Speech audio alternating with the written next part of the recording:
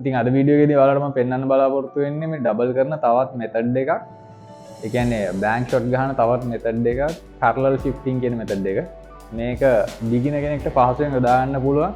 මොකද spot on the wall aiming එක ටිකක් කම්ප්ලිකේටඩ් නම් මේ මෙතඩ් එක අලුත් මේ පූල් ක්‍රීඩාවට අලුත් කෙනෙක් නම් ඔයාලට ඩබල් කරන එක එච්චර ගැටලුවක් වෙන්නේ නැහැ මේ මෙතඩ් එක යූස් කරොත් එහෙම. ඉතින් මේක ස්පොට් ඔන් ද වෝල් ඒමින් තරම් අමාරු නෑ, කම්ප්ලිකේටඩ්ුත් නෑ. ඒ වගේ මෙෂර්මන්ට් ගන්න අමාරු කෙනෙක්ට මේක ඉතාලම පහසුවෙන් යූස් කරන්න පුළුවන් මෙතඩ් එකක්. හැබැයි අපි spot on the wall aiming එක කම්පෙයාර් කරොත් එහෙම ඒකට සාපේක්ෂව මේකේ ඇකියුරසි එක ටිකක් අඩුයි.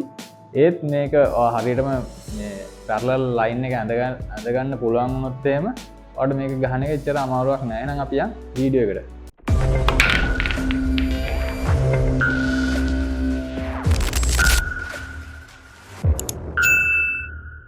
මගේ ඩයිමන්ඩ් ඒමින් සිස්ටම් වීඩියෝ එක බලනවා නම් ඔයාලට මතක ඇති මේ ඩයිමන්ඩ් කැට දෙකක් අතර මුදුර හැමතිස්සෙම සමානයි.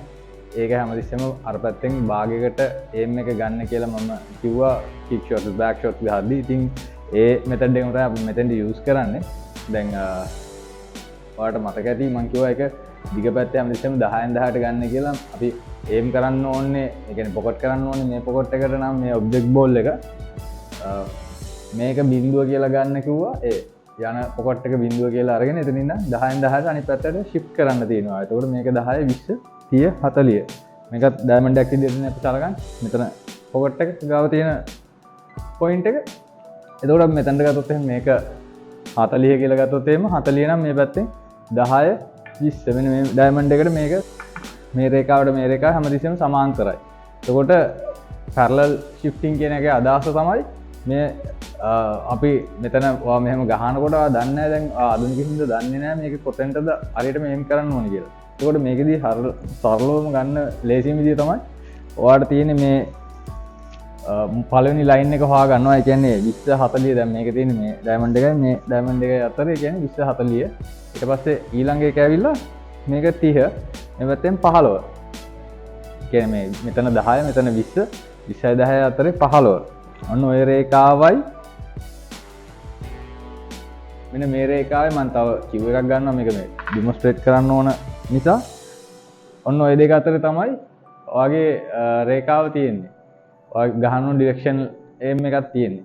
ඉතින් ඔයාලට කරන්න තියෙන්නේ හැමතිස්සෙම ගන්න ඕනේ මේ ඔයා ගහන ඒම් කරන ඩිරෙක්ෂන් එක පැත්තට අතුල් ඒ කියන්නේ අතුල් පැත්තට වෙන්න රේඛාව තමයි හැමතිස්සෙම ගන්න ඕනේ මේ ඩිරෙක්ෂන් එක විදියට. එතකොට දැන් මෙතන 15යි 30යි රේඛාව කියන්නේ 15 අර පැත්තෙන් 15 මේ පැත්තෙන් 30. කියන්නේ හරි මැද තමයි අර පැත්තෙන් ගත්තම තියෙන්නේ මේ පැත්තෙන් 30ක් තියෙන්නේ.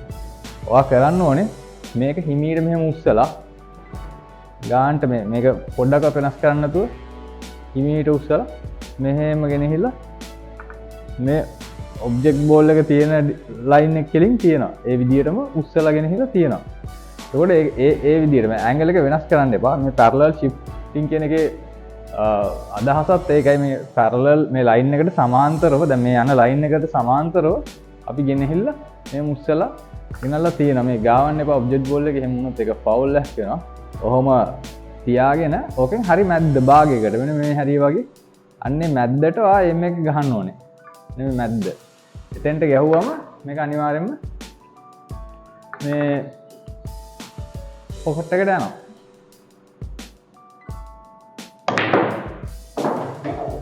අන්න ඒ වගේ බොහොම පාස්වෙන් ඔයාලට දාගන්න පුළුවන්. හරි අපි තව එක්සැම්පල් එකක් අරගමු. දැන් මට ආයි පොකට් කරන්න ඕනේ මේ පොකට් එකට.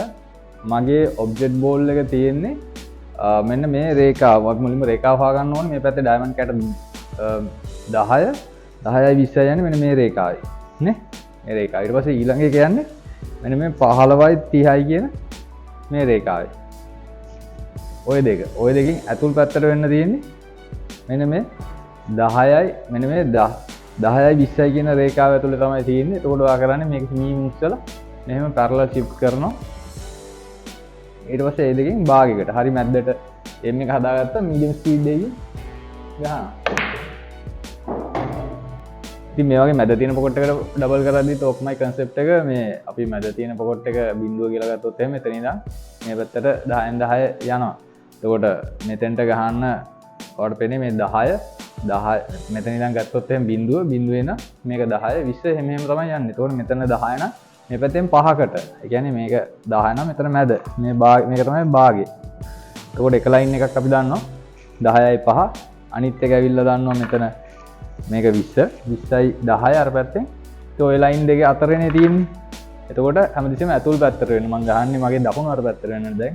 එතකොට ඩිරෙක්ෂන් එක යන්නේ දකුණු පැත්තට. එතකොට මම ගන්නෙ මෙන්න මේ 5යි 10 කියන ලයින් එක තමයි මම ගන්නේ මගේ මේන් පොයින්ට් එක විදියට. එතන ඉඳන් මම හිමීට කිව් එක මේ මුස්සලා ගෙනහිල්ලා පැරලල් ලයින් එකක් ඇඳ ගන්නවා මගේ ඔබ්ජෙක්ට් බෝල් එක කෙලි. ඊට පස්සේ මේ දෙකෙන් භාගයකට වෙන මේ හරි මැද්දට වගේ එතන පොඩි ප්‍රමාණයක් තමයි පේන්නේ ඔයාලට. බලුවොත් මොකද මේ ළඟ වැඩි හින්දා එතෙන්ට mx ගත්තා අපි ගැව්වා මීඩියම් ස්පීඩ් එකේ. මම දැන් ටිකක් දුර එක්සැම්පල් එකක් අරන් ඔයාලට පෙන්නන්නම්. මට ගහන්න ඕනේ ආපහු මේ පොකට් එකටමයි මේ ඔබ්ජෙක්ට් බෝල් එක රේල් එකක වද්දලා දැන් මෙතන ඉඳන් ඔයාලා දන්නවා ගන්න ඕනේ මේක බිඳුව නම් 10 20 30 40 50 60 එක රේඛාවක් තියෙන්නේ. මෙන්න මේ 30 අර පැත්තෙන් ගත්තොත් 30 30 60 රේඛාව අතර අනිත් එක තියෙන්නේ 25යි 50 රේඛාවයි. ඒතකොට මම ගහන්නේ වම් පැත්තට හින්දා මේක මම පොයින්ට් එක විදියට ගන්නෙ අතුල් පැත්තේ තියෙන රේඛාව 50යි 25. ඒක හිමීට උස්සලා අරගෙන පැරලලි ගෙනල්ලා ඔන්න ඔහොම තියනවා. පොඩ්ඩක්වත් වෙනස් කරන්න නැතුව මෙතන තියෙන 50යි 25 රේඛාව උස්සලා ගෙනහිල්ලා පැරලලිම ගෙනල්ලා මෙන්න ඔහොම තියනවා. එතකොට මේක උඩින් තිබ්බම මේ ඔබ්ජෙක්ට් බෝල් ලයින් එක උඩින් තිබ්බම ඔබ්ජෙක්ට් බෝල් එක උඩින් තිබ්බම ඔයාලට ඇඳෙනවනේ රේඛාව. අන්න ඒ දෙක අතරින් භාගයකට. මෙන්න මෙතන තමයි මම හිතන්නේ ඩිස්ටන්ස් එක කියලා. ඒක හිතෙන් හදාගත්තා.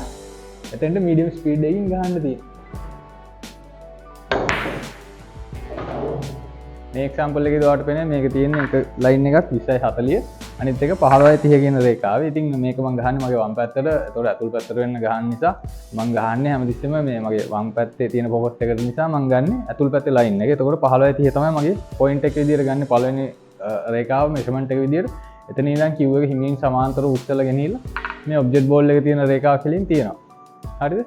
එහෙම තිබ්බට පස්සේ ඒ දෙකෙන් භාගයකට භාගය හිතෙන් හදාගත්තා. මාක් එක දාගත්තා මෙන්න මේ වගේ තැනක් කියලා. එතෙන්ට මීඩියම් ස්පීඩ් එකකින් ඒ කියන්නේ ස්ටොප් බෝල් එක මේ කිව් බෝල් එකේ මැද්දට ගවුවා නම් ඇති මීඩියම් ස්පීඩ් එකකින්.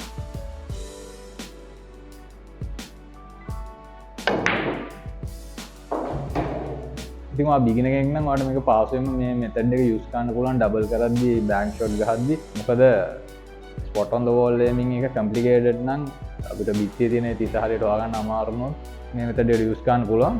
ඉතින් ඇකියුරසි එක ස්පොට් ඔන් ද වෝල් තරම්ම නැති වුණාට මේකෙන් සැලකිය යුතු ඇකියුරසි එකක් තියෙනවා. මම හිතනවා මම කිසි දැනුමක් ගත්තා කියලා මේ අද වීඩියෝ එකෙන්. ඔයා කැමති නම් මේ වීඩියෝ එක ලයික් කරන්න, ෂෙයා කරන්න, මගේ channel එක subscribe කරලා තියාගන්න. අපි මේ වගේ තවත් වීඩියෝ එකකින් ඉස්සරහ ඉක්මනින්ම හම්බ වෙමු කියලා එන්න. ජය වේවා.